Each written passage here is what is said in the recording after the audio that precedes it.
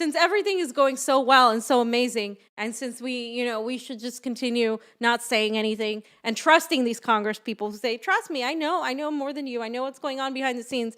Buttigieg,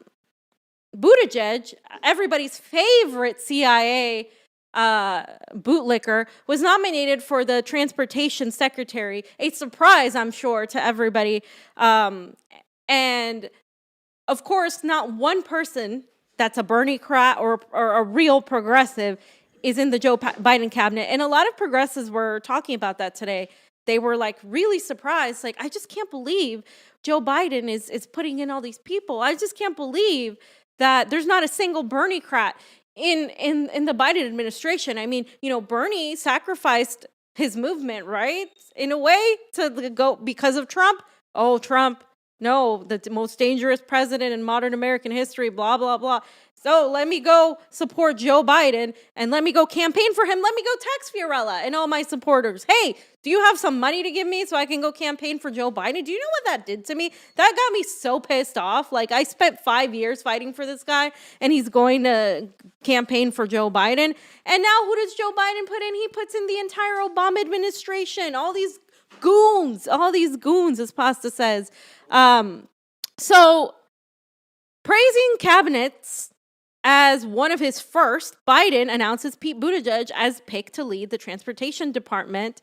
And of course, Pete Buttigieg had a little speech where he was so excited and so thankful. You can play some of it, Johnny. Coming in tonight, Vice President Pence says he will publicly receive the coronavirus. Get his Secretary Pete Buttigieg would be Mr. Biden. Natural enemy of all mayors, the pothole. Notably, Buttigieg would be the first openly gay man confirmed by the U.S. Senate to the cabinet.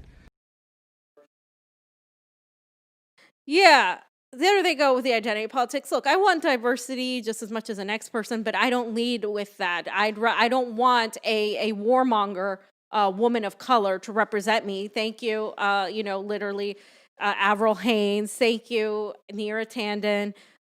All these people, like, what good does that do to anybody? I'm sure the people they drop bombs on don't care that they're of diverse race. And I just want to point out something too with Buttigieg. Buttigieg was a mayor from South Bend, Indiana. It's a small town in Indiana. There's so many people that always talk shit about politicians, how, ooh, you're not Harvard educated, Yale, you don't have the experience, da-da-da-da-da. Like, I don't want to ever hear anybody talk about experience now that Buttigieg has gone from being a mayor of a small town, a very ineffective one that had issues with literally all of the constituents he had, regarding housing, regarding race, regarding police brutality, regarding all these things, right? And he's worked for McKinsey, his background. We've done multiple videos on Buttigieg. But this guy, right? This guy, how dare you talk about experience now when this guy went from that to now being appointed? It'd be like imagine them appointing Mayor Garcetti. They're thinking about it, but he's a mayor of a much bigger city. I mean, this is like, it's the largest county and the 5th largest economy of the world. I mean, so, yeah, I mean, nobody should be surprised. Buttigieg was the guy they were trying to pump up to see if he had enough charisma, enough whatever to be president, the Iowa app and everything. We know what happened with him. And, he said this cabinet is historic. The nominees are breaking barriers. It's a bunch of openly gay, diverse, women of color, blah, blah, blah, representatives.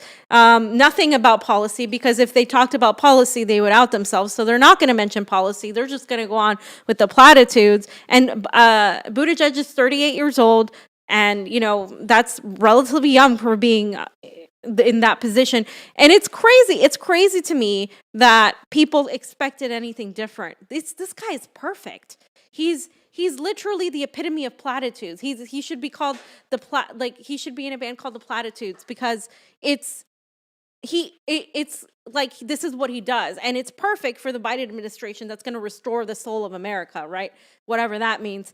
And now we're seeing all of Biden's picks. We see they come for CIA, NSA, deep state, military industrial complex. And then you have Buttigieg, perfect, fits right in. And I don't understand why people were surprised. I don't get it, Johnny, but people were very surprised that there's not a single Bernie. What did you expect? You all, not everybody, right, that supported Bernie, because I was a Bernie supporter and I never once thought that I would ever vote for Joe Biden. But like a lot of these people decided that it was more important to mitigate damage and to vote for Biden, the author of the 1994 crime bill, the author of the Patriot Act, the guy that's been like this for 48 years. He's been like this. He's been the racial jungle guy. He's been the guy that's literally fought against progressive ideals his whole life, for incarceration. What kind of people do you think he's going to put in his cabinet? Do you think he's going to put Mother Teresa in his cabinet? Do you think he's going to put like like innocent people, kind people, progressive people? Why would he do that after you voted for him? You don't vote for somebody until they give you concessions. And that's what a lot of the progressive Bernie movement did. They decided to vote for Joe Biden. And sorry, I mean, I have to point that out. I'm not just trying to vote shame emptily, but like I'm just saying it's important so you don't do it again, because this happened 4 years ago, and I have a feeling it's going to keep happening because they keep telling you there's always a reason to vote for the other guy. There's always a reason to vote for the lesser of evils. And in case you missed it, no, I don't think Biden necessarily was the lesser of evils in this situation. I think the media manipulated you and got you to believe that he was that much worse, when literally the Biden administration with Obama, the Obama-Biden administration, deported far more immigrants. And they completely lied about it. They made it seem like they didn't. They droned more people. They took us from 2 to 7 wars. I could go on. A lot of the Middle East is in ravaged right now because Obama continued Bush's wars. So don't even pretend that Trump is the most dangerous president if you're not going to name Bush and Reagan and Obama, Barack Obama, the warmonger in chief. So, Johnny, do you have anything to say on that? Because